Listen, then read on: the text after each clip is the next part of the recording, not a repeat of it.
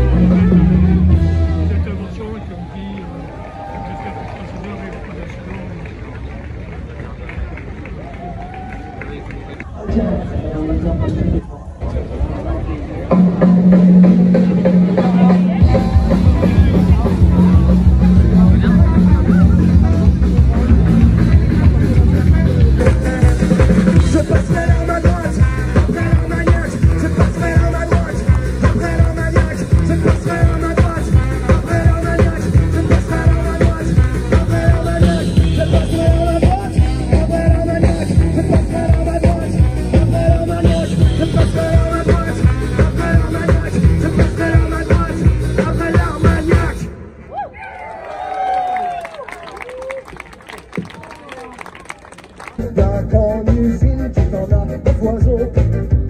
Dans ton usine de production, tu travailles toute la journée. Et puis ton rêve, à tous ces années de galère, avec brio, dans un bon espoir. Pour de la sève, l'air de ton insecte pour brûler une espèce.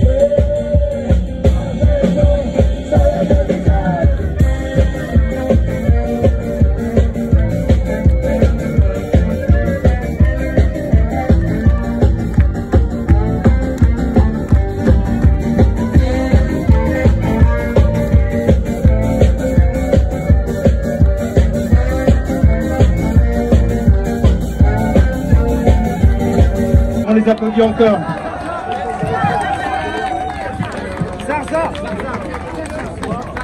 Zarza, j'étais tellement ému parce que ça fait longtemps qu'on n'a pas fait la fête, qu'on n'a pas entendu de musique et c'était magnifique de vous entendre. Merci, merci Zarza. Alors simplement maintenant il va y avoir des prises de parole.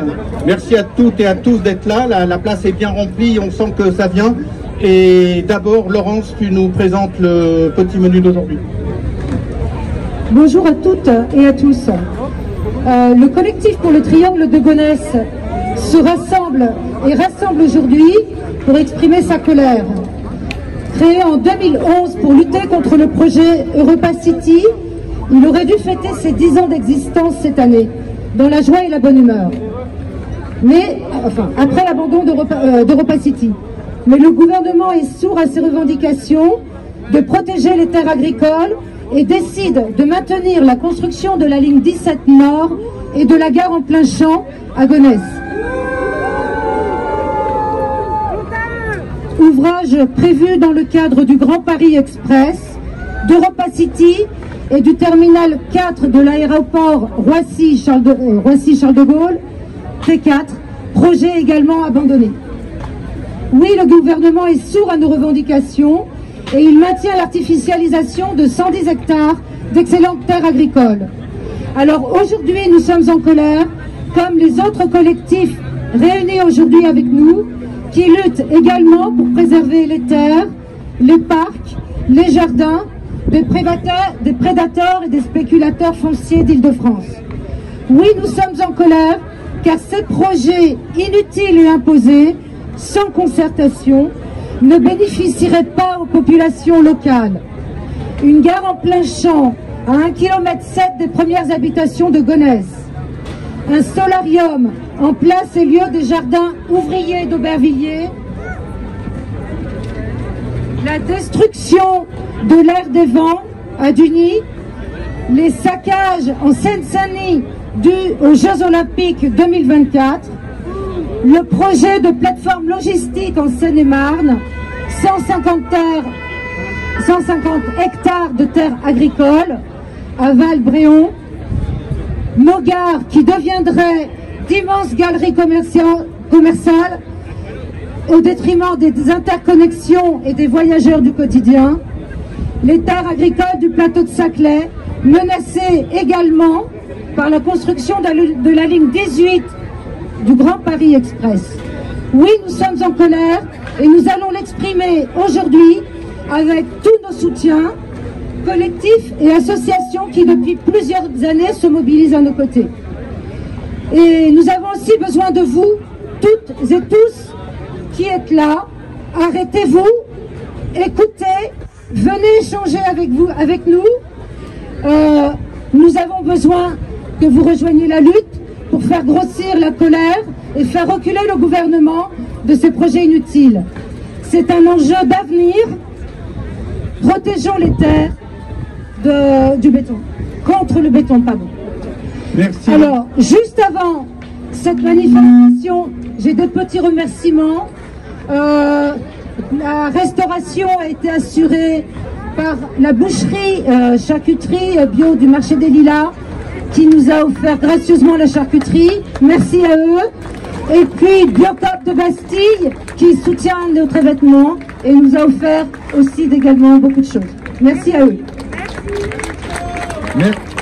Merci Laurence. Il y a des prises de parole jusqu'à 16h. On va succéder assez rapidement. Normalement, la fée clochette sera là, Dominique, avec une petite clochette qui donnera donc la fin des temps de parole. On va d'abord commencer avec, alors beaucoup de monde, vous verrez, je les appellerai au fur et à mesure. Et d'abord, Morgane Audy, de la Confédération Paysanne, sur le problème du foncier en général, puisqu'évidemment, le triangle de Gonesse, c'est pas seulement le triangle de Gonesse, mais c'est la bataille pour la préservation des terres agricoles, des paysans et de la souveraineté alimentaire. Morgane Audy pour la Confédération Paysanne et 4 minutes. Ok, merci beaucoup. Bonjour et merci d'être venus si nombreux aujourd'hui pour défendre les terres agricoles. Donc je m'appelle Morgane, je suis paysanne en Bretagne et je suis membre de la Confédération Paysanne et de sa commission qui travaille sur le foncier.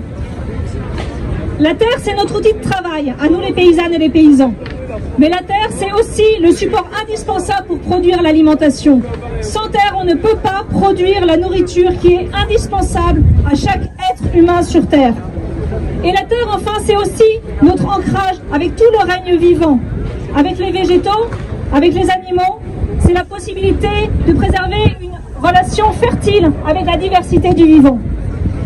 À la Confédération Paysanne, nous nous battons à la fois pour protéger les terres agricoles contre le béton, mais aussi pour mieux partager les terres agricoles. 60 000 hectares de terres sont bétonnés chaque année en France. Ce sont 60 000 hectares qui ne pourront plus jamais être cultivés, sur lesquels on ne pourra plus jamais produire de l'alimentation. Elles sont perdues à jamais. Et c'est pour ça que les luttes contre l'artificialisation des terres sont si importantes.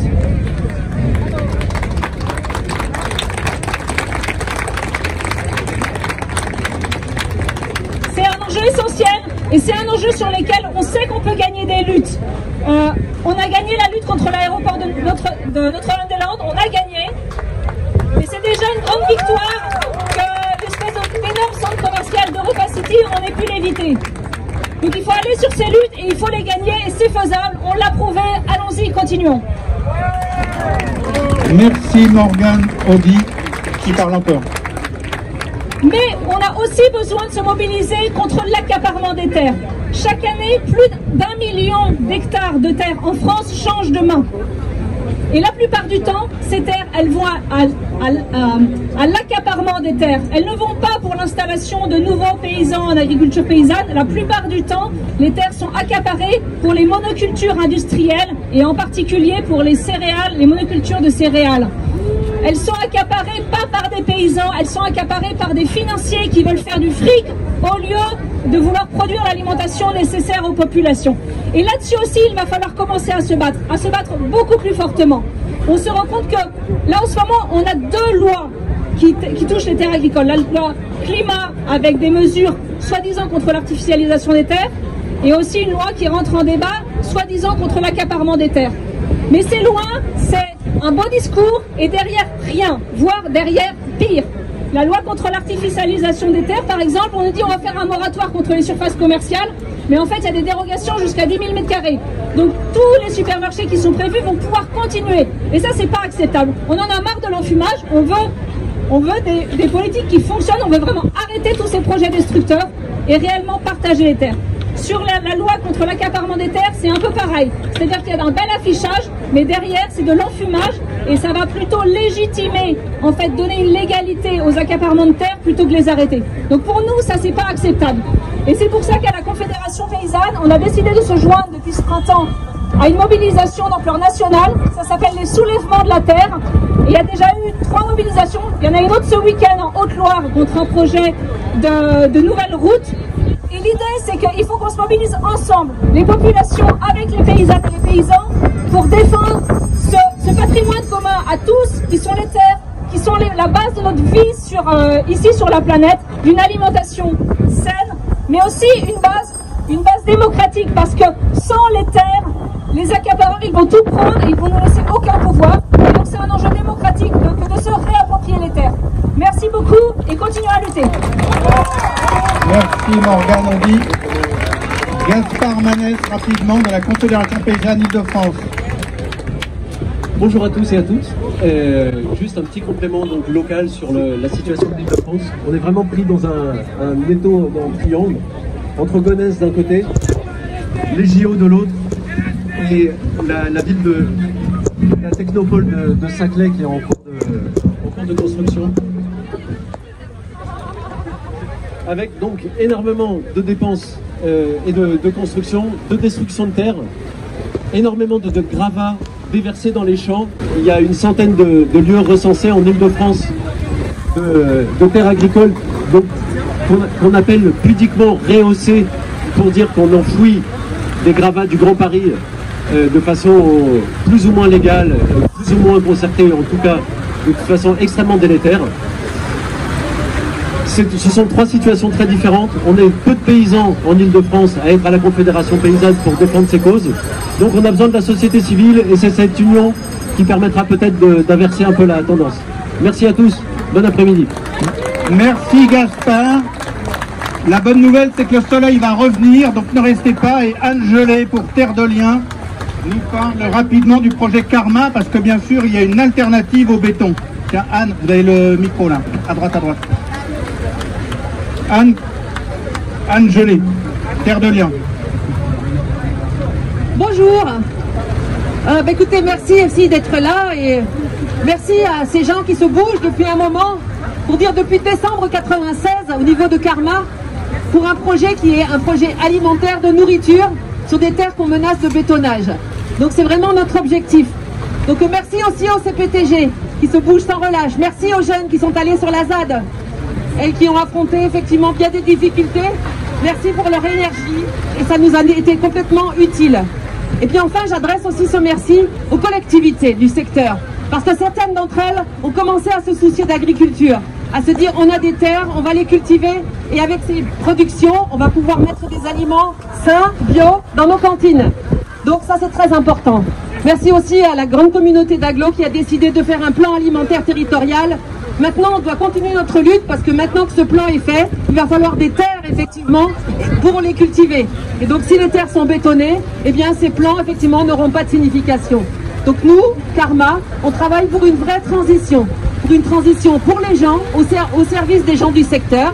Parce que vous savez quand même qu'eux aussi ont droit à des jolis paysages, à des endroits où ils peuvent se promener, à des endroits où la terre est nourricière, comme tout le monde aspire à le faire. Et c'est la nécessité, pour la raison pour laquelle, à Karma, on travaille sur ce sujet. Alors, on a déjà gagné des choses.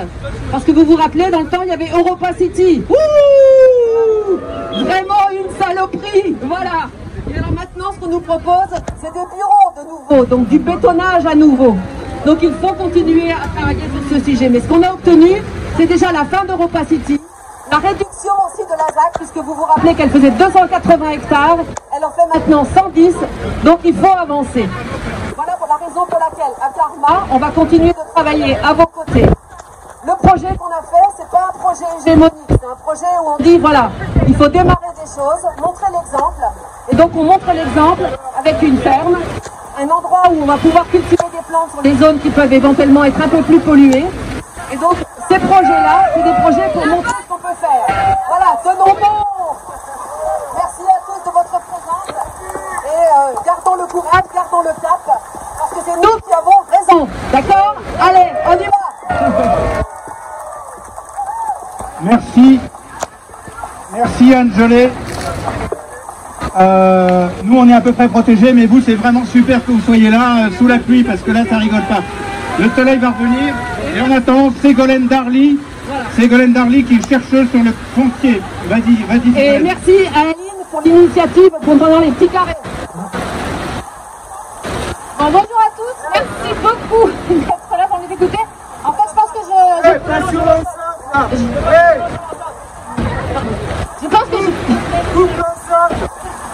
porte un peu la parole de la recherche sur ces questions-là, et notamment de la recherche sur le foncier. Ce sont des recherches qui sont assez difficiles à mener, notamment parce qu'il y a un problème d'accès à l'information sur le foncier. Donc un des derniers projets de recherche qu'on a mené avec Terre de Liens, c'était justement là-dessus, et d'identifier qu'il y avait des segments dans toute la chaîne d'information sur la publicisation du foncier qui se libère, qui était vraiment très difficile à atteindre. Et donc il faut créer ses propres outils de récolte de l'information et de diffusion de l'information. On a travaillé sur la création d'un outil capteur que certains connaissent déjà. Il faut faire des ateliers de cartographie et de recherche participative là-dessus pour créer des données qu'on peut maîtriser derrière, parce que contrairement à ce qu'on peut penser, il y a beaucoup de données en open data, mais le paradoxe c'est que la diffusion d'open data, ça rend l'accès à ces données pour en faire de la recherche encore plus compliqué, parce que justement on nous renvoie vers l'open data et on n'a plus accès aux sources vraiment détaillées des données. Voilà, merci beaucoup, j'entends la petite clochette, donc je vais passer la parole. Merci Ségolène Darly et merci beaucoup. Et ben vous voyez, la pluie ne tombe presque plus. Nicolas Prota de la syndicat Sud pour la Bibliothèque nationale de France va intervenir dès qu'il sera là, et sachant qu'il y a eu un projet, parce que pour bétonner les terres de Gonesse, ils cherchent absolument toutes les solutions. Ils n'en ont plus depuis la fin d'Europa City. Ils ont cherché à mettre, ils cherchent n'importe quoi, dont une annexe de la Bibliothèque nationale de France. Nicolas Prota pour Sud. Bonjour, oui, donc comme ça a été dit, la Bibliothèque nationale de France a pour projet d'ouvrir un nouveau centre de conservation. Actuellement, il y en a deux, celui de Bussy-Saint-Georges et celui de Sablé-sur-Sarthe. Et le projet actuel envisage de s'installer au-delà de l'Île-de-France. Et parmi les sites d'Île-de-France retenus, il y a donc le triangle de Gonesse. Donc voilà le lien avec la lutte. Donc nous sommes en mobilisation depuis maintenant bientôt, depuis la rentrée de septembre à peu près. Mobilisation, nous ne sommes pas très nombreux sur le site, hein, nous sommes une cinquantaine, nous n'avons pas eu les moyens de pression, de grève et autres. Mais nous avons fait des campagnes d'affichage, nous avons arrêté de travail pendant à plusieurs reprises, des informations syndicales variées. Par ailleurs, ça implique pour nous aussi des suppressions de postes, c'est-à-dire que sur le site qui a été ouvert, il y a presque la moitié des postes qui ont été supprimés en 15 ans. Avec la fermeture annoncée du site, ça veut dire également, c'est-à-dire ça va s'accentuer quoi. Le projet est censé ouvrir en 2028. Ça veut dire que pendant 7 ans, nos conditions de travail vont se dégrader, les postes ne seront pas remplacés, etc. Nous avons même fait une campagne du coup assez sympathique en mettant des personnages, des petits pantins qui à la place des personnels qui ont été supprimés, voilà, ce qui n'a pas beaucoup plu. On a fait un peu d'agite autour de ça. Voilà. Donc voilà. Donc nous on est venu en soutien parce que du coup, là en fait, les habitants, les travailleurs de Bussy sont pour beaucoup des habitants qui ont déménagé déjà il y a environ 20 ans quand le site a été construit, parce qu'en plus ce site est récent. Il a ouvert à peu près en même temps que le site du 13e. Et donc les habitants avaient déjà été encouragés à s'installer dans le coin. Donc ils ont fait leur vie de famille, ils ont acheté, ils ont fait leur vie à côté.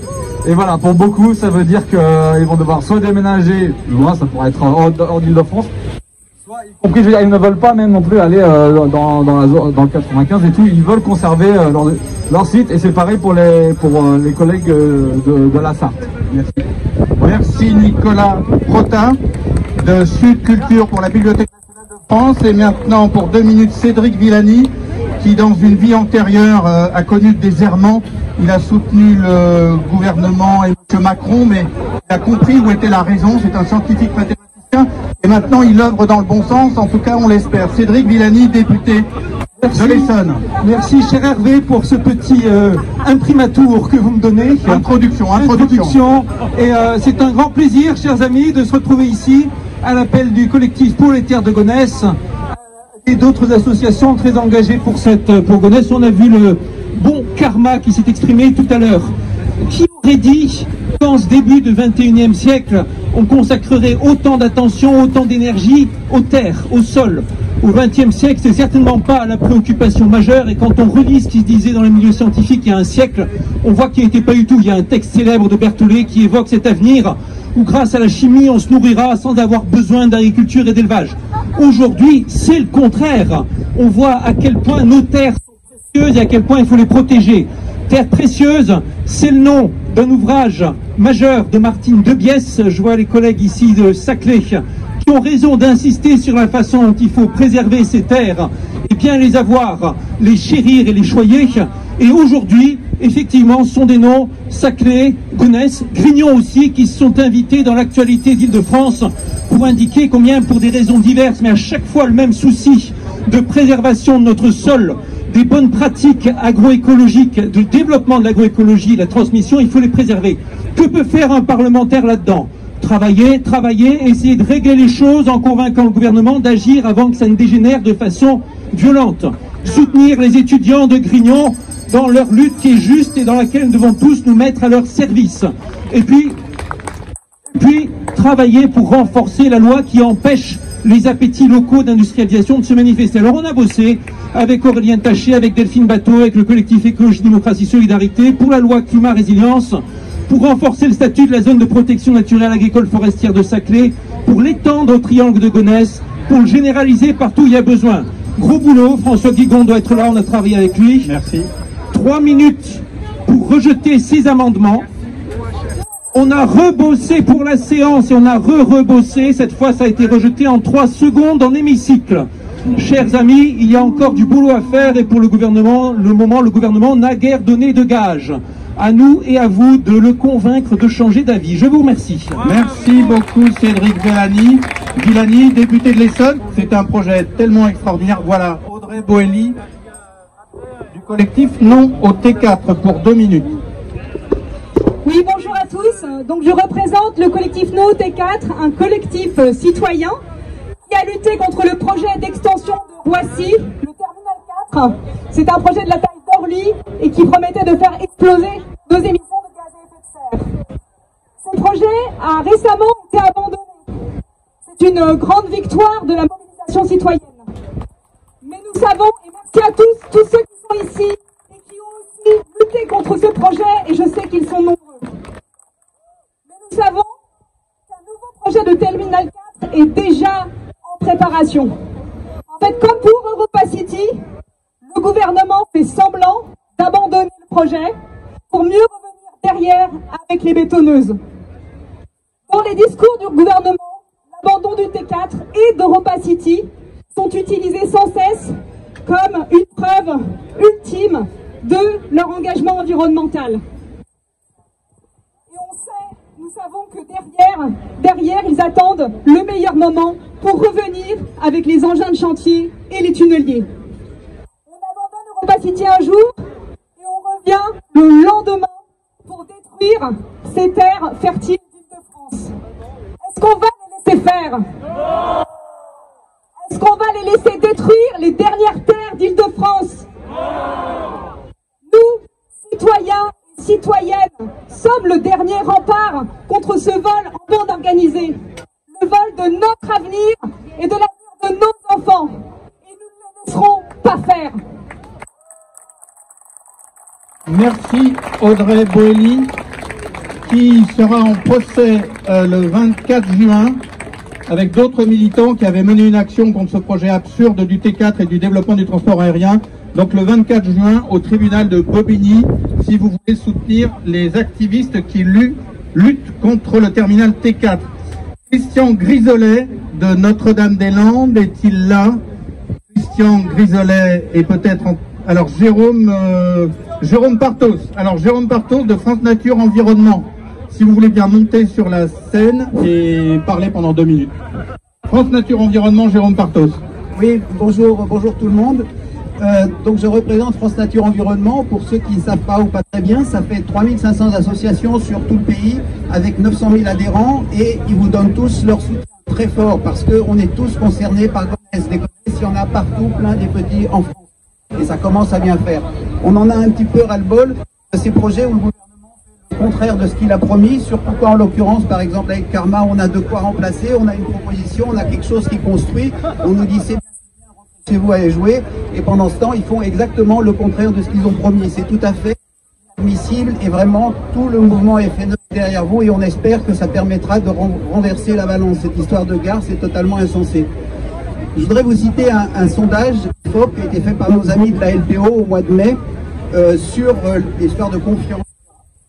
Vous avez 7% des sondés qui font confiance au gouvernement. 7%. Vous en avez 57 qui font confiance aux associations de protection de l'environnement. Vous voyez la différence? Et 82% qui mettent le combat contre les projets anticlimatiques, climaticides, biodiverticides en tête de leurs priorités. On se demande s'il y en a qui ne sont pas un peu sourds là-haut et on se demande pourquoi ils continuent à faire avec des dérogations, avec tout un tas de systèmes, le contraire de ce qu'ils ont promis.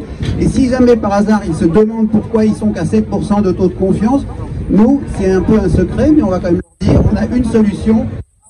Vous raconter des mensonges, arrêtez de faire le contraire de ce que vous nous promettez et peut-être que ça ira mieux. Merci beaucoup et bon courage à tous. Merci beaucoup Jérôme Partos de France Nature Environnement. Et maintenant Laurent Audouin, conseiller municipal du 5e arrondissement de Paris à propos du collectif Austerlitz. Et pendant ce temps-là, Laurent Audouin, si Christian Grisolet et Dolores Mijatovic pouvaient venir par là, ça serait pas mal. Laurent Audouin, à propos de la gare d'Austerlitz. Merci à tous d'être là. Oui, Austerlitz, oui, même au cœur de Paris, on peut aujourd'hui être face à un projet démentiel, délirant, de bétonnage massif, et un projet qui ne sert finalement pas du tout ni les habitants, ni l'intérêt collectif. Vous le savez peut-être pas, il y a aujourd'hui le projet très avancé, malheureusement, de construction d'un véritable mur juste à côté de la gare pour financer en partie sa rénovation et en partie des infrastructures qui ne serviront finalement qu'à desservir le nouveau bâtiment. Donc on marche vraiment sur la tête. 100 000 m² en tout, dont 50 000 m² de bureaux. Oui, en pleine crise de l'immobilier tertiaire, à nouveau du bureau, et 25 000 m² de surface commerciale, c'est-à-dire plusieurs malls en fait, en plein cœur de Paris, dans un endroit qui n'en a pas besoin. Ça va contre tous les engagements de la mairie de Paris, ça va contre tous les engagements que l'État prend en ce moment, mais la machine en fait est lancée. Et c'est un peu comme à Gonesse, on a l'impression qu'on ne sait pas encore, et ce gouvernement est totalement incapable, on ne sait pas encore arrêter les machines technocratiques lorsqu'elles ont démarré. Et notre grand défi, je crois, collectif, c'est d'arriver à savoir mettre le frein et changer la logique, savoir être capable de réviser des projets, réviser des décisions qui ont été prises 5 ans, 10 ans auparavant. Il ne faut pas dire, ah ben non, c'est parti, il faut le faire. Non, il faut dire, là, c'est plus possible, ça ne correspond plus.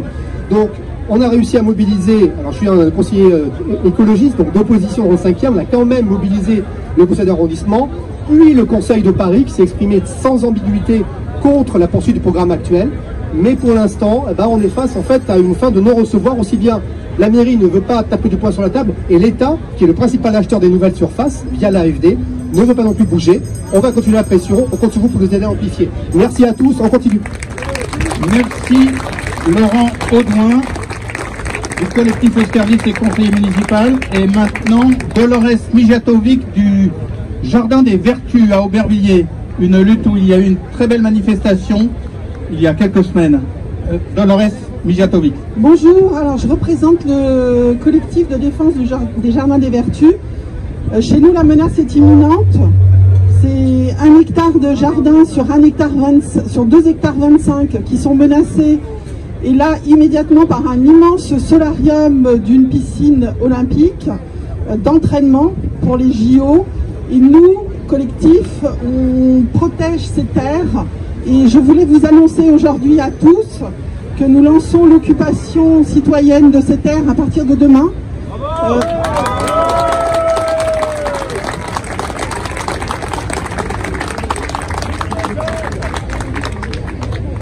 Nous allons nous appeler Jade, Jardin à défendre. Et nous vous appelons à venir nous rejoindre pour devenir les veilleurs et les veilleuses de cette jade. Nous ne les laisserons pas bétonner, nous sommes déterminés, nous irons jusqu'au bout. Nous avons intenté des actions en justice, notre lutte est médiatique, elle est juste, elle est légitime, ces terres ne doivent pas être bétonnées. Ce capitalisme, cet éco-capitalisme vert qui veut couler du béton sur des terres, ce n'est pas le monde d'aujourd'hui, c'est le monde d'hier. C'est fini ce monde-là, on n'en veut pas.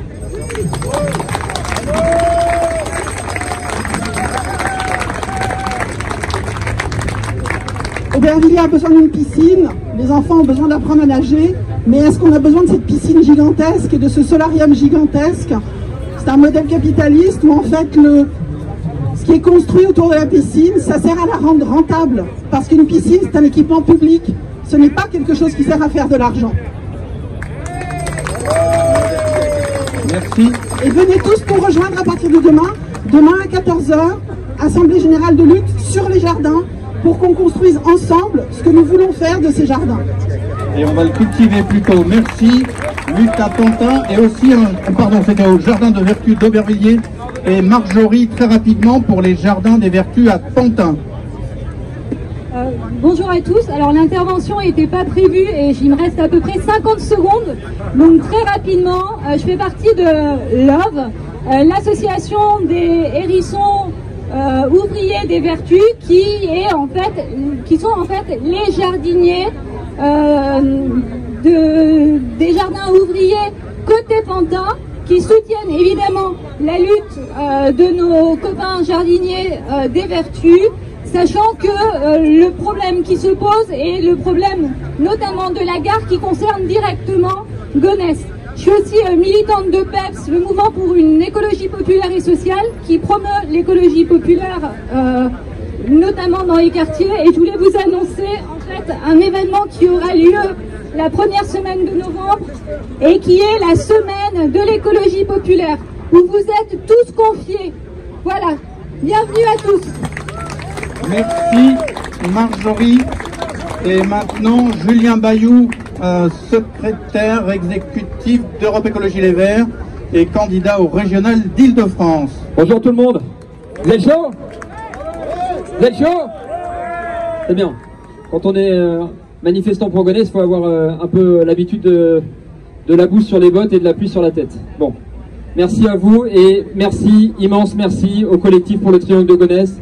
Je vois Dominique Damour, applaudissez Bernard Lou, Michel Lou, Jean-Yves Soubin et tout le monde, applaudissez-les s'il vous plaît. C'est une des plus belles luttes, une des plus symboliques et je trouve aussi celle qui fait le lien entre cette génération climat, cette jeunesse qui s'est mobilisée sur la ZAD, et puis ces anciens, ces anciennes, sans qui on aurait déjà tout perdu, et vraiment, vraiment, à nouveau, merci, merci aux aînés, merci aux têtes de pioche, merci vraiment au collectif pour le Triangle de Gonesse. Je ne vais pas être long, je voulais juste vous raconter une anecdote. Juste après un récent succès électoral, j'ai rencontré un responsable d'un autre parti politique qui m'a dit « Est-ce qu'on peut pas faire ensemble ?» J'ai dit « Bah, en fait, on aura des désaccords. » Notamment les terres agricoles de Gonesse. Et là, il m'a dit, mais vous pouvez pas mettre de l'eau dans votre vin? Est-ce qu'on peut pas faire moite-moite? 150 hectares de bétonisation et 150 hectares de maraîchage. Et c'est là que j'ai compris, qu'ils avaient rien compris.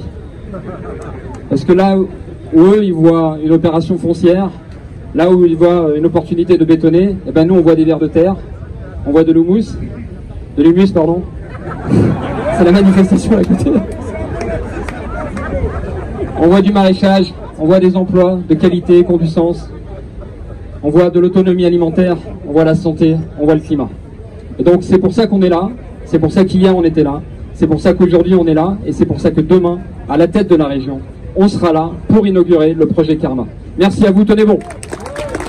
Merci Julien Bayou, d'Europe Écologie Les Verts. Et oui, on a besoin d'une politique des vers de terre. Serge Rémy pour la collective de la Gare du Nord. Serge Rémy n'est pas à l'heure. Ah, le voici. Bah, je me moquais, bien sûr, c'est un jeu de mots par rapport à la gare, les trains qui arrivent à l'heure, etc. N'hésitez pas à monter sur la scène. Oui, oui, tout à fait. Merci, merci. Serge Rémy entre en gare. Oui, j'entre en gare. Bonsoir. Bonjour à tous. Effectivement, je suis membre du collectif Retrouvons le Nord de la Gare du Nord, associé au comité des habitants, contre un projet qui, d'ailleurs à l'équivalent de la gare d'Austerlitz dont on a parlé tout à l'heure, est un projet absolument pharaonique et complètement dépassé, puisqu'il s'agit de construire à l'intérieur même de la gare du Nord un centre commercial avec 159 boutiques. Je dis bien 159 boutiques sur 330 mètres de long, sur 28 mètres de large et 31 mètres de haut. De sorte qu'aujourd'hui on nous a présenté ce projet comme le nec plus ultra, afin de faire en sorte que la gare du Nord demain soit comparée à la gare de Saint-Pancras ou la gare centrale de Milan. Est-ce que c'est nécessaire? Eh bien, manifestement, non. Et je rappelle que la Cour des comptes vient de publier un rapport assassin contre la SNCF et précisément contre sa filiale Gares et Connexions qui s'occupe des aménagements des gares, insistant sur le fait que les aménagements tels qu'ils sont proposés bénéficient à qui? Aux partenaires privés. Je rappelle que le groupe Auchan, qui comme tout le monde le sait est un spécialiste du ferroviaire, va récupérer cette gare pour 46 ans. Je répète, 46 ans, la gare du Nord va être récupérée par ce grand géant de la distribution. Et aujourd'hui, la SNCF, qui s'inquiète de l'avenir, et notamment des recours que nous avons déposés, commence à nous menacer et nous intimider. Voilà ce que le comité des habitants a reçu. Ça s'appelle une sommation interpellative. Qu'est-ce que c'est? Eh bien, la SNCF demande au comité des habitants du 10e quelle est l'origine de ces activités, depuis quand, avec qui, pourquoi ils ont changé le conseil d'administration, pourquoi déposent-ils un recours, est-ce que c'est bien nécessaire? Bref, ils demandent par tous les moyens et essaient par tous les moyens de stopper notre lutte. Mais nous n'arrêterons pas. Rendez-vous le 4 juin à la gare du Nord. Merci Serge Jérémy. 4 juin à la gare du Nord et vous avez aussi un stand ici à droite du collectif de la gare du Nord, donc allez-y tout à l'heure. Et Esther Benbassa, sénatrice écologiste, qui a pris des positions courageuses à propos de la police et qui introduit aussi une proposition de loi intéressante sur le droit des animaux. Esther Benbassa. Merci de me donner la parole. Récemment, nous étions avec les Hadis. Aujourd'hui, nous sommes dans un terrain bétonné, mais nous sommes ensemble. Et nous voyons encore aujourd'hui qu'il est urgent de proposer des solutions qui permettent de répondre aux défis de la souveraineté alimentaire, de la mise en place d'une agriculture en circuit court et de la nécessité de proposer des modèles de développement urbain et périurbain qui s'inscrivent, comme vous le savez, dans un processus de transition écologique. Je pense en premier lieu à la proposition de sanctuariser cette terre et au projet Karma, qui permettrait le développement d'une agriculture locale et vivrière afin de renforcer l'autonomie et la qualité de la production agricole en Île-de-France. Il serait ainsi possible de relancer la filière horticole, de créer des nouvelles structures telles que les fermes expérimentales, créer un véritable pôle d'activité agricole et alimentaire. Des centaines d'emplois pourraient être alors créés au service de toutes et de tous. Continuons notre mobilisation, votre mobilisation pour s'opposer à l'artificialisation des terres à Gonesse. Je dis merci au collectif, je dis merci à Bernard, je dis merci à Dominique, aux Hadis, à vous tous, à nous tous qui sommes là. Merci et continuons le combat. Merci Esther Benbassa. Merci Esther. Merci à Jean-Baptiste, on est dans les merci. Préservons les terres fertiles de Gonesse et de l'autre côté, qu'est-ce qu'il y a? Stop à l'artificialisation des sols. Là, ça n'est pas Sacha de la ligne 18. Pas du tout, bonjour. Je suis Victoria de l'Odéon. Ah bah Victoria de l'Odéon, voilà, un coup de théâtre. Bonjour, c'est un coup de théâtre. Je viens vous dire que je sais que vous êtes sur une place, que vous avez des manifestations pacifistes, que vous êtes sur une place qui réunit beaucoup de combats aujourd'hui, et que si certains d'entre vous ont envie de rejoindre les occupants de l'Odéon, aujourd'hui nous avons une manifestation nationale de tous les théâtres occupés en France. Notre mouvement n'est pas aidé par les directeurs de salles. On est vraiment... J'avais un texte à vous lire sur ce qu'on pense de votre travail, et comme j'ai très peu de temps, je vais pas le lire. Je pense que beaucoup d'entre vous sont venus parler aux Agoras de l'Odéon. On tient à ce que la culture et la terre ne soient plus séparées. S'il y en a d'entre vous qui ont envie de rejoindre la manifestation de l'Odéon qui va arriver à Palais Royal, une fois qu'ici vous aurez plié, venez nombreux, réunions-nous. Il faut qu'on arrête de combattre séparés, il faut qu'on arrive à tous combattre ensemble. Venez, s'il vous plaît, n'hésitez pas, on sera à Palais Royal. Si vous n'arrivez pas trop tard, j'espère qu'il y aura encore du monde. Et bravo à tous ceux qui sont ici pour le travail que vous faites, c'est absolument admirable. Bravo. Merci à Victoria et à l'Odéon, et rappelez qu'ils ne se battent pas seulement pour les comédiens, mais pour le retrait de la réforme assurance chômage. Ça n'a pas sonné. Bien sûr qu'on se bat pour le retrait de l'assurance chômage qui va mettre des millions de gens à la rue, pour ceux qui n'y sont pas déjà. On ne se bat pas pour les intermittents du spectacle, on se bat pour une réforme de l'assurance chômage qui est annulée. Annulée. Voilà, et comme vous l'avez vu, c'est Gonesse, c'est Saint-Denis, c'est Aubervilliers, c'est Pantin, ce sont des quartiers populaires, et il y a un lien entre les politiques sociales et les politiques écologistes. Et maintenant, pardon, c'est Sacha pour la ligne 18. Non, ça n'est pas Sacha. Si, vous êtes qui alors? Ça devient compliqué. Alors c'est Sacha pour la ligne 18 et les Saclay. Pardon, allez-y. Bonjour. Alors déjà, on n'a pas trop l'habitude de prendre la parole comme ça, donc ça va sûrement être marrant. Alors, on est du collectif contre la ligne 18 et l'artificialisation des sols des terres du plateau de Saclay. Donc on se bat contre la ligne 18 du Grand Paris Express. Et on était beaucoup de militantes du plateau à aller à Gonesse, notamment lors de la ZAN. Donc on est un collectif qui s'est formé à la suite d'une occupation des terres de Villiers-le-Bac en octobre dernier. Donc ça a été une occupation qui a duré une semaine. Et en fait ça fait 15 ans qu'il y a une lutte qui est vraiment ancrée sur le plateau, à coups de pétitions, de marches, donc des recours juridiques, notamment devant le Conseil d'État. Il y en a un nouveau qui est lancé contre la déclaration d'utilité publique de la ligne 18. Malheureusement, malgré une grosse mobilisation citoyenne, rien n'y fait, le projet continue. D'autant que la ligne 18, en fait, sert de prétexte à urbaniser des sols des terres qui sont majoritairement agricoles, qui sont extrêmement fertiles, parmi les plus fertiles de France, voire d'Europe, constituées de limons profonds. Et donc voilà, donc on se bat contre cette ligne, on se bat contre le projet du Grand Paris de manière générale, contre l'artificialisation des sols. On est en lien avec les collectifs de Gonesse, d'Aubervilliers, toutes ces luttes sont liées, c'est le Grand Paris, c'est les JO 2024. Et face à l'inefficacité de tous les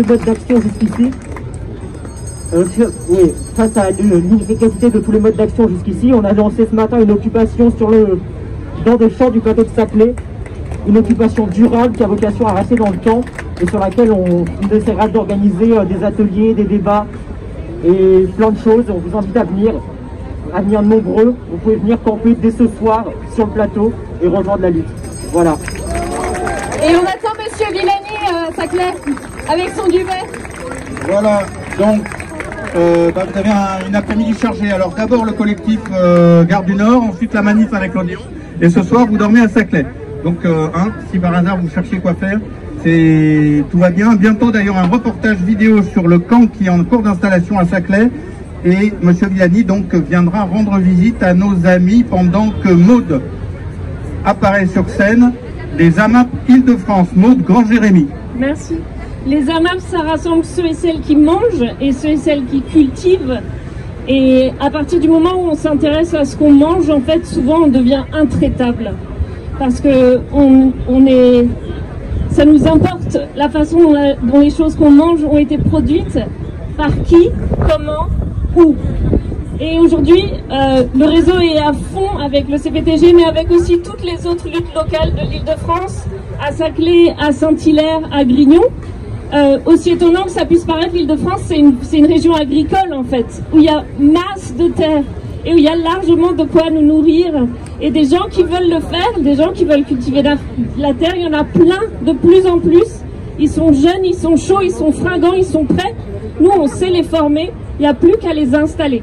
Donc j'ai envie de vous dire, qu'est-ce qu'on attend? On a besoin de se nourrir et je crois qu'on a besoin aussi beaucoup de se parler. Donc je vous propose plus de légumes et moins de bitume. Et surtout, l'oignon fait la force. Merci Muriel Martin-Dupré des Amas d'Île-de-France et maintenant Jean-François Julliard de Greenpeace France. Jean-François, te voilà.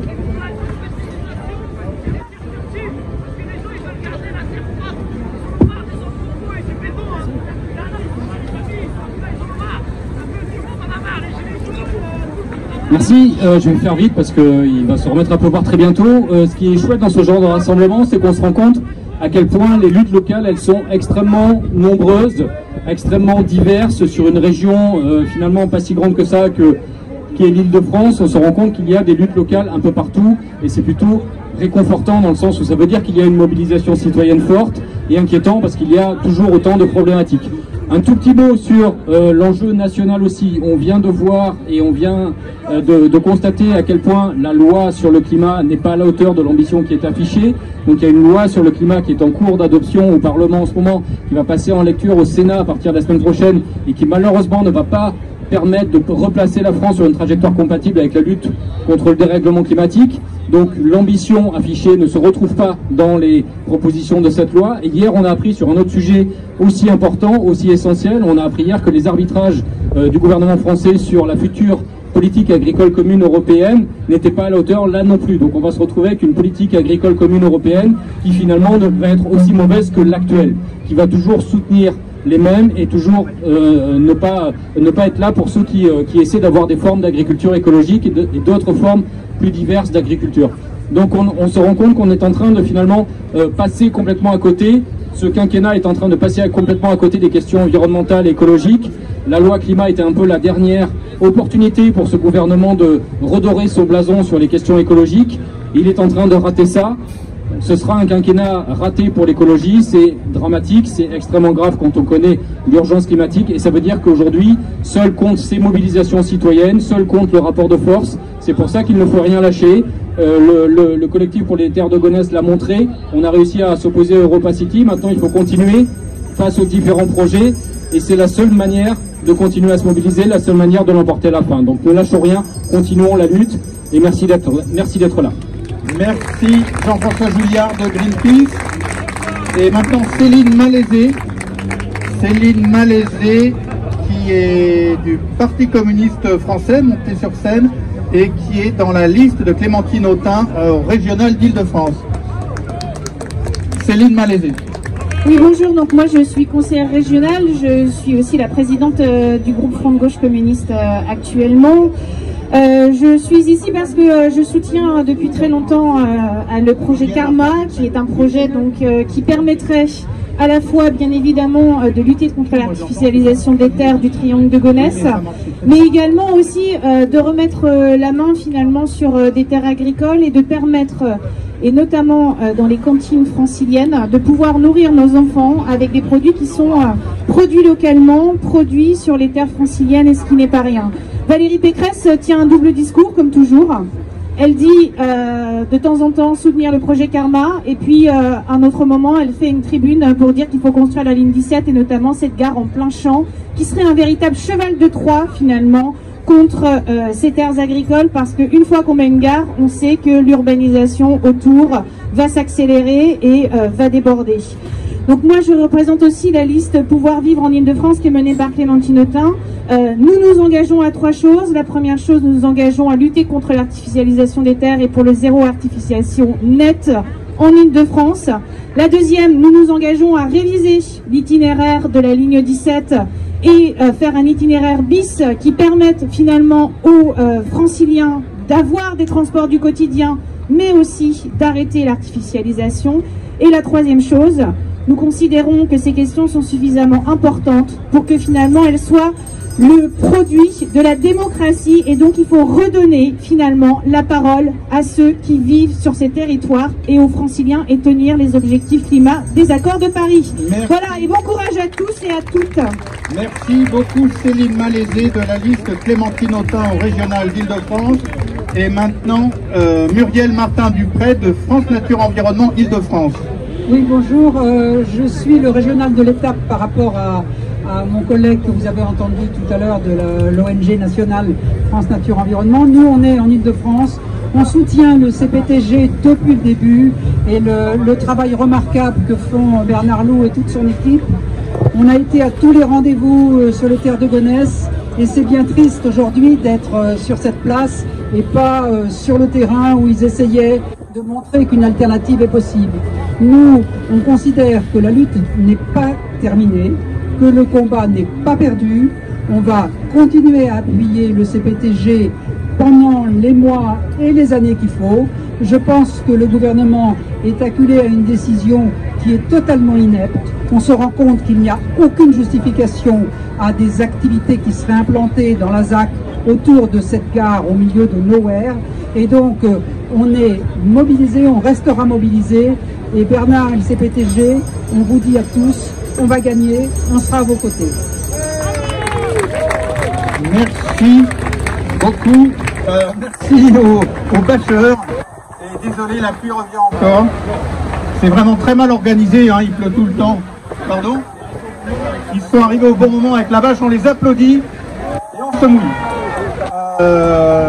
Et Carlos Bilongo, pardon, montez, monsieur Carlos Bilongo, du collectif Villiers-le-Bel, et qui est aussi sur la liste régionale dans le Val d'Oise, sur la liste Clémentine Autain. Et là, vous êtes vraiment courageux de rester. Carlos, prenez le micro, approchez-vous un peu. Donc on remercie le CPTG pour le long combat qui est mené et qui continue. Nous on demande non à l'artificialisation des terres du triangle de Gonesse. On a des projets qui sont ubuesques. On a eu le projet Europa City. On a eu Jean Castex qui est passé dans le triangle de Gonesse il y a 3 semaines pour parler et nous mettre une cité scolaire. Ce qu'on a besoin dans le Val d'Oise et à Villiers-le-Bel, Gonesse et Arnouville, c'est un investissement dans les transports du quotidien et dans les projets du quotidien. Donc attention, on a beaucoup de pluie. Voilà, aujourd'hui on détruit des terres, on nous parle de peu dans les cantines, mais on va nous faire un Rungis 2, une cité scolaire, avec un internat, on est au pied des pistes aéroportuaires. Voilà. Nous, ce qu'on demande, c'est le prolongement du T5, avec le tramway entre Sarcelles et Villiers-le-Bel, une amélioration du RERD et du RERB, avec un tunnel distinct au niveau de la gare de Châtelet, gare du Nord. Je vous remercie et rendez-vous le 29 mai. On a une manifestation à Villiers-le-Bel pour plus de justice sociale et justice écologique samedi à 15 h à Villiers-le-Bel. Vous êtes les bienvenus. Merci.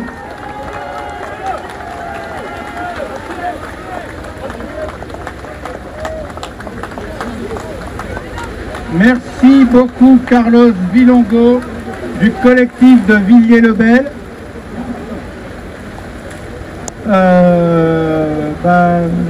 Il pleut, hein. Je sais. Ah si.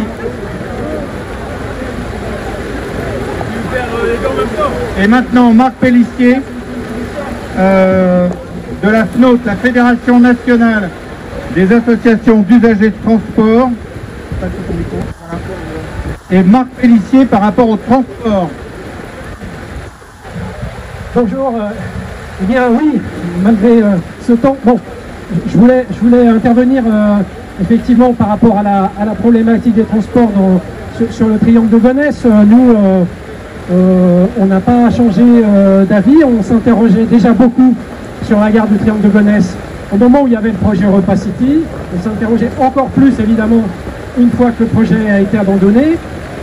Et donc aujourd'hui, on comprend mal l'attitude du gouvernement qui vient quelque part essayer de justifier la gare en annonçant un lycée et peut-être une annexe du marché de Rungis. Bon, d'abord, l'annexe du marché de Rungis, évidemment, n'a pas besoin d'un métro, et même un lycée, chaque lycée n'est pas desservi par un métro, hein, ça se saurait. Donc, je crois qu'il faut vraiment encore prendre le temps de réinterroger cette gare, et je dirais même l'ensemble de la ligne 17, puisque beaucoup de choses ont changé. On l'a dit tout à l'heure, le terminal T4 de Roissy, à ce stade, il est abandonné, donc la gare de la ligne 17 forcément n'a plus d'intérêt. On a la gare du Mesnil-Amelot qui est quand même dans un village de 800 habitants. C'est quand même un sujet aussi de savoir est-ce que c'est une priorité. Et puis surtout, on a beaucoup de besoins ailleurs, dans le Val d'Oise notamment, qui aujourd'hui n'ont pas de financement. Nous avons le prolongement du T11 à Argenteuil et Sartrouville, par exemple. Nous avons des besoins sur les RER, bien entendu. Les RER B et D, on a parlé tout à l'heure de la problématique critique du tunnel Châtelet-Gare du Nord. Voilà, donc il faut avoir cette vision d'ensemble des transports. Alors, certes, Jean Castex a fait quelques avancées sur l'éventuelle interconnexion ligne A Châtelet-Yel, mais aujourd'hui, le financement n'est pas connu, hein, c'est un projet à 300 millions. Il a parlé de 3 bus en site propre pour le Val d'Oise, mais à notre connaissance, ces bus en site propre ne sont ni étudiés ni financés. Donc voilà, donc il y a encore beaucoup de travail à faire sur ce sujet transport. Et nous, on appelle à ce que véritablement les besoins soient débattus dans le cas des départementales et des régionales notamment, mais aussi au-delà, parce que très honnêtement, on sait depuis longtemps que ce n'est pas malheureusement la création d'une gare qui va créer de l'emploi par magie. On a beaucoup d'exemples, hein, on a les gares TGV des Betteraves qui devraient créer des emplois, donc il faut des projets urbains cohérents et il ne faut pas mettre la charrue avant les bœufs. Et donc on appelle effectivement à retravailler vraiment sur les besoins de transport pour les habitants et pour les déplacements du quotidien. Je vous remercie. Marc Pellissier de la Fédération nationale des associations d'usagers de transport, la FNOT. Je crois qu'on se souviendra de ce rassemblement du triangle de Gonesse, place de la République, le 22 mai. Alors attends, non, c'est Christian Grisolet, sauf erreur.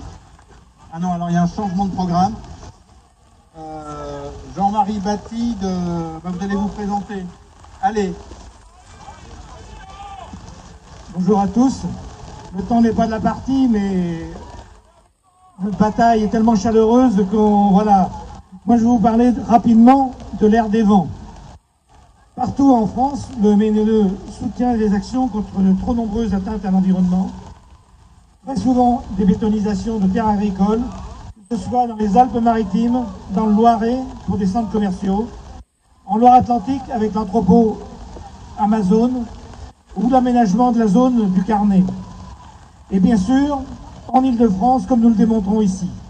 Notre combat pour sauver l'air des vents, corridor écologique du parc Georges Valmont, contre les 1300 logements héritage du cluster des médias. Rappelons que celui-ci n'a pas été demandé par le CIO. Ce projet transforme Duny en cité dortoir. Les travaux sont suspendus depuis fin mars pour absence de solutions alternatives sur les autorisations environnementales. 2 recours au fond sont en cours. Le ministère de l'écologie et la Solidéo se sont déjà pourvus en cassation. Un constat commun à tous ces projets, la spéculation foncière. Il est en effet plus rentable pour les investisseurs d'acheter des terres agricoles que des friches industrielles qu'il faut déconstruire, dépolluer. Pourtant, il y a assez de friches dans notre pays pour créer tous les emplois nécessaires sans supprimer des terres ou des espaces verts dont nous avons tellement besoin pour l'autonomie alimentaire et la détente. C'est pourquoi c'est une question d'aménagement du territoire pour réindustrialiser la province, redéployer les services publics.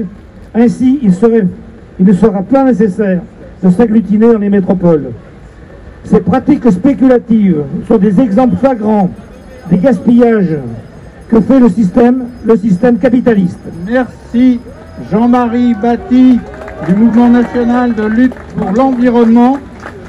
Et vous avez un stand, je crois. Vous avez un stand sur votre gauche.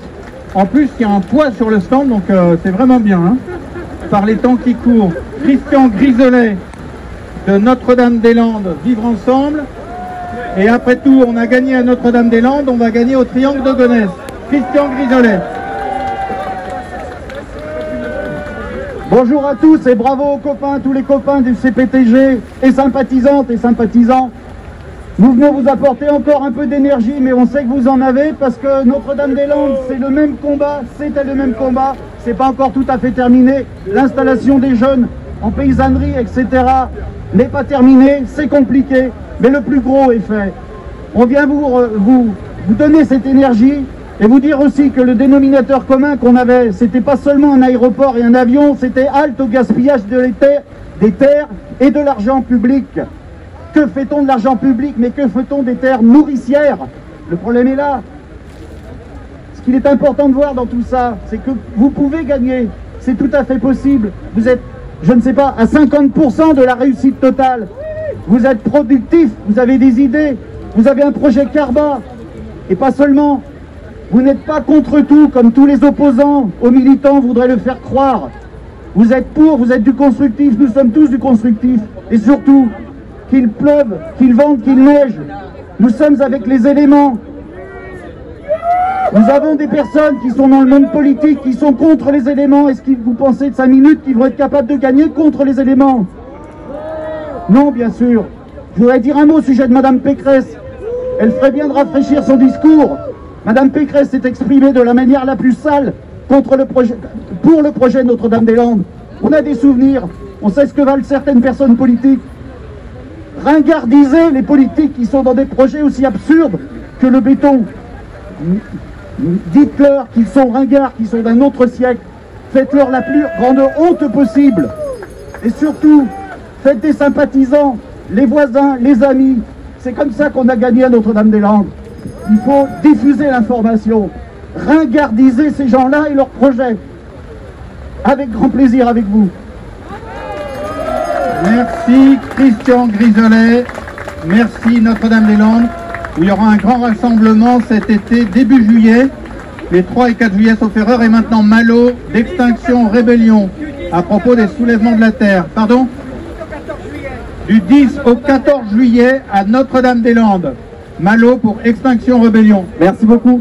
Bonjour tout le monde. Donc ouais, je vais vous reparler des soulèvements de la Terre qui ont déjà été évoqués un peu auparavant. Les soulèvements de la Terre, donc il faut savoir que c'est un grand mouvement, une campagne qui a été créée en mars, qui a été pensée par des fermes, des ZAD, des syndicats, des collectifs, des mouvements issus du mouvement climat. Et l'objectif c'est le sujet de l'artificialisation des sols et de lutter par des actions directes, par des rassemblements et par de la désobéissance civile, de bloquer ces grands industriels qui participent de l'artificialisation de près de 80 000 hectares par an en France. Donc la prochaine grosse étape en Ile-de-France, ça va être le 29 juin, ça va se passer ici en Ile-de-France. On va faire une grosse action massive de désobéissance civile, d'action directe pour aller bloquer les industriels, bloquer ceux qui sont responsables de la bétonisation, de l'artificialisation des sols. Donc si vous souhaitez faire de la désobéissance civile, vous joindra à nous pour aller lutter, faire du blocage. Ce sera le 29 juin. Formulaire à retrouver sur le site d'Extinction Rébellion France ou sur les soulèvements de la terre.org. Merci beaucoup, bonne journée.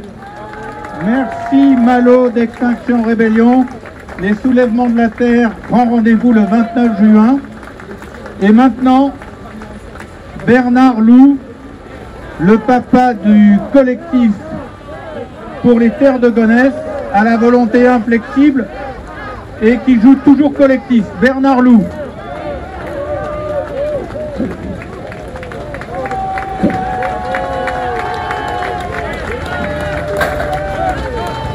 Ans déjà que la lutte pour la défense des terres agricoles de Gonesse a démarré. C'était au mois de mars 2011 dans un préfabriqué à côté de la gare du RERD à Goussainville. Depuis 10 ans, beaucoup de choses se sont passées, beaucoup d'événements. Il y a 10 ans, qui connaissait le triangle de Gonesse?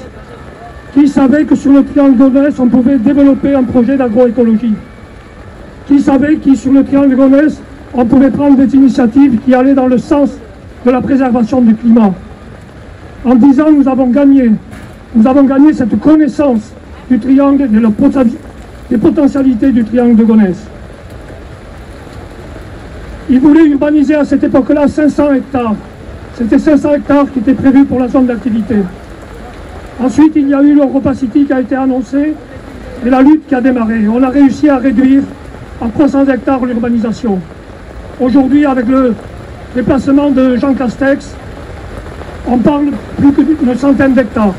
Au niveau des terres agricoles, on a réussi à faire valoir que la terre agricole n'était pas quelque chose de renouvelable et qu'il fallait les protéger. Que les terres agricoles, si on les bétonne, on ne les aura plus pour produire notre nourriture. On a gagné la bataille d'Europa City. On l'a gagné dès 2016, à la suite du débat public, mais il a 3 ans pour que la décision soit prise et pour que le gouvernement tire les conclusions de ce débat public qui a eu lieu en 2016. Entre-temps, il a fallu que Nicolas Hulot prenne position, parce que précédemment, 2 présidents de la République avaient défendu ce projet d'Europa City, avaient soutenu le projet d'Europa City. Et dès 2017, Nicolas Hulot, ne l'oublions pas, a déclaré que c'était un projet de l'autre temps, un projet qu'il ne fallait pas faire. Mais il a fallu encore 2 ans après 2017 pour que le gouvernement dans son ensemble décide l'abandon d'Europa City. On a gagné la bataille de l'opinion publique, on a gagné la bataille au niveau des médias. C'est le triangle de Gonesse est reconnu comme un espace agricole particulier qui symbolise la défense de toutes les terres agricoles.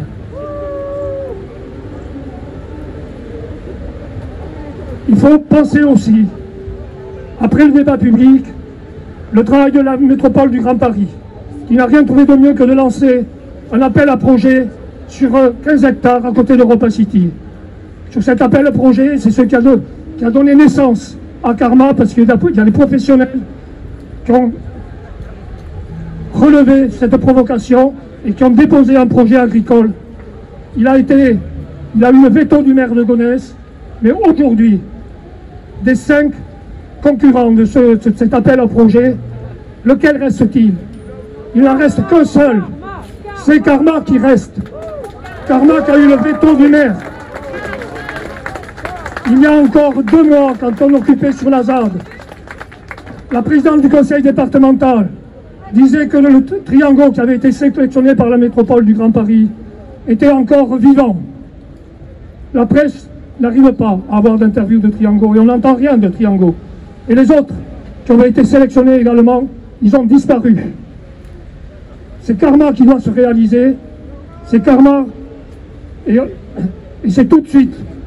Karma peut démarrer tout de suite. Alors venons-en au discours de Castex, puisque c'est l'actualité. Jean Castex est venu sur le triangle. Après l'abandon d'Europa City, 18 mois après, il y a eu le rapport de Francis Voltanguy qu'ils n'ont pas rendu public. Il n'a toujours pas été rendu public, ils l'ont mis de côté. Il a demandé au préfet du Val d'Oise de faire un plan pour le Val d'Oise. Quand il est venu, le seul plan qu'il a annoncé, c'est le maintien de la gare, c'est tout. Ce qu'il a été capable d'annoncer, tout le reste n'est pas digne d'un plan qui règle les problèmes sociaux, qui règle les questions de justice sociale sur le Val d'Oise et pas plus sur l'est du Val d'Oise. Il a annoncé pour justifier la gare, ça a été évoqué, la cité scolaire internationale. Si on fait une cité scolaire internationale, est-ce que c'est pour les jeunes de l'est du Val d'Oise dont on crie tout le temps sur les besoins qu'il y a sur ce territoire? On ne prend de ces besoins que prétexte pour bétonner. Et aussi, il a précisé avec un internat. Il ignore que jour et nuit, il y a des avions qui survolent le triangle de Gonesse et qu'on ne peut pas faire du logement permanent. Donc le projet qu'il a annoncé ne pourra pas se réaliser indépendamment de l'action et de la lutte que l'on mènera. Il a été évoqué la veille de son passage à Gonesse, le projet de la Cemaris. La Cemaris, c'est le marché d'intérêt national de Rungis. C'est la société des microéconomies mixtes. C'est un établissement public, ou au moins parapublic. Pour bétonner le triangle de Gonesse, ils n'ont plus les investisseurs privés comme Europa City. Les investisseurs privés, ils ont compris que sur le triangle de Gonesse, ce n'était pas la peine et qu'ils n'arriveraient pas à gagner et à bétonner le triangle de Gonesse. Mais la puissance publique, un certain nombre d'élus ne l'ont toujours pas compris. Ils n'ont pas compris qu'il ne fallait pas urbaniser le triangle de Gonesse. Ils n'ont rien, ils maintiennent la gare. Alors je vous rassure, la gare ne sera pas faite demain. Aujourd'hui, c'est la ligne sur laquelle travaille la Société du Grand Paris. La ligne passe en partie en souterrain. La gare qui doit être au-dessus ne sera pas construite ni demain ni après-demain. Elle ne sera pas construite très certainement avant 2024-2025. On arrivera à empêcher tout projet d'urbanisation. D'après les choses de Castex, la partie logistique de la Cemaris ne sera pas sur le triangle, ne peut pas être sur le triangle. C'est pas parce qu'il ne voudrait pas la mettre. Elle ne peut pas y être parce qu'il n'y a pas les accès routiers, tout bonnement. Et c'était la difficulté également pour Europa City. Il n'y a pas d'accès routier direct à partir des grands axes. Et c'est toute la difficulté et c'est tout l'intérêt de cet espace-là qui donne tout l'intérêt agricole. Le meilleur usage du triangle de Gonesse, c'est pour l'agriculture, pas pour l'agriculture d'hier, mais pour l'agriculture de demain. Il a parlé d'Agoralim. Agoralim serait une filiale de la Cemaris, du marché de Rungis, qui viendrait mettre des emplois de logistique sur un territoire qui regorge d'emplois de logistique. Quand on nous dit que ça apportera 2000, voire peut-être 5000 emplois, ça ne fera pas baisser le chômage d'un chômeur sur le territoire. Tous ceux qui sont dans les métiers de la logistique ont du travail sur ce territoire, puisqu'il n'y a que essentiellement les zones d'activité, ce sont des entrepôts de logistique. Le territoire a besoin de diversification dans les métiers qu'il y a sur le territoire. On accumule des emplois toujours dans les mêmes métiers, ce qui fait qu'on ne règle rien des problèmes du territoire et on ne fait que saturer les équipements de transport. On est dans la négation, dans le non-sens de la politique d'aménagement du territoire. On nous parle régulièrement de zéro artificialisation. Le gouvernement avait une bonne occasion de donner un signal. Ça n'aurait pas changé la face de la France, ça n'aurait pas changé les difficultés. Mais au moins, il aurait donné le signal vers lequel il faut aller. Vers la préservation des terres agricoles. Zéro artificialisation, il ne suffit pas de le dire. Il faut le faire, il faut le montrer. Il faut saisir les occasions qui montrent la volonté politique. Il n'y a pas la volonté politique. On peut se demander pourquoi le gouvernement a abandonné Europa City. On a l'impression qu'ils ne le savent pas. On pensait que c'était un intérêt environnemental. Malheureusement, ils ne le démontrent pas par les déclarations de Jean Castex il y a 15 jours. Au niveau juridique, ce n'est pas terminé. Il y a la ligne 17, mais il y a aussi la ZAC. Ce n'est plus la même ZAC dont il est question. Donc il faudra aussi, il ne peut pas continuer la ZAC telle qu'elle est aujourd'hui, telle qu'elle a été présentée par le Premier ministre. Ils ne peuvent pas la continuer. On va intervenir aussi au niveau juridique. Nos avocats travaillent là-dessus pour voir comment remettre en cause cette ZAC et obliger, s'ils la maintiennent, de redémarrer tout le processus. Donc ils le savent qu'ils ne réaliseront pas d'urbanisation de sitôt. Je voudrais rappeler, Carlos y a fait allusion tout à l'heure, les prochains rassemblements qui nous concernent. Le samedi 29, à la gare de Villiers-le-Bel, le rassemblement organisé par les citoyens du territoire, le CPTG sera avec eux pour défendre les transports du quotidien, les transports de proximité et les vrais équipements de transport dont a besoin le territoire et qui ne sont pas la gare du Triangle de Gonesse et qui n'est pas la ligne 17 Nord. Le dimanche 6 juin, on vous invite à revenir sur le Triangle de Gonesse pour que c'est pas une partie, c'est pas agréable, mais qu'on se rende tous compte ensemble et qu'on réfléchisse ensemble devant le chantier qui est en cours, qui a démarré sur les 20 hectares du Triangle de Gonesse. On ira sur le Triangle de Gonesse le 6 juin, une ZAD dimanche, de 11h jusqu'à 15h, et on réfléchira, on fera le point pour la continuation de la lutte. Donc je vous donne rendez-vous le samedi 29 mai à Villiers-le-Bel, le dimanche 6 juin, la ZAD dimanche sur le Triangle de Gonesse. Et pour terminer, je voudrais bien évidemment remercier toutes et tous ceux qui nous aident, tous ceux qui participent, tous les bénévoles qui participent à cette lutte. C'est une lutte, ça a été dit, même si elle a tendance à apparaître sur une certaine personnalisation, c'est une lutte qui est très collective. Une telle lutte, on n'aurait pas pu la mener par cette action collective, à la fois de la mobilisation de la société civile, avec toutes les associations qui sont avec et qui soutiennent le CPTG, mais aussi avec toute la partie de propositions alternatives portées par le groupement Karma. C'est l'ensemble de ces deux luttes qui chacune, dans sa part, dans la part du travail qui apporte, qui permet d'arriver au stade où on en est arrivé, et le gouvernement le sait. Le gouvernement sait que le problème n'est pas réglé par la visite de Jean Castex. Merci à Reporters et avec qui nous accompagnent dans un grand nombre d'événements qu'on organise. Merci à tous les médias qui ont compris à travers cette lutte qu'il y avait un enjeu.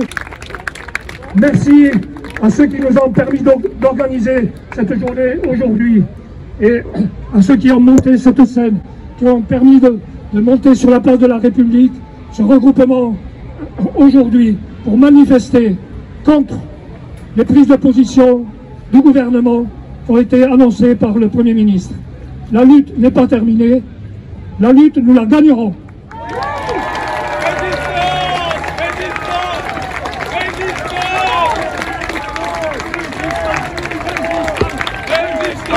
Résistance, résistance, résistance, résistance, résistance.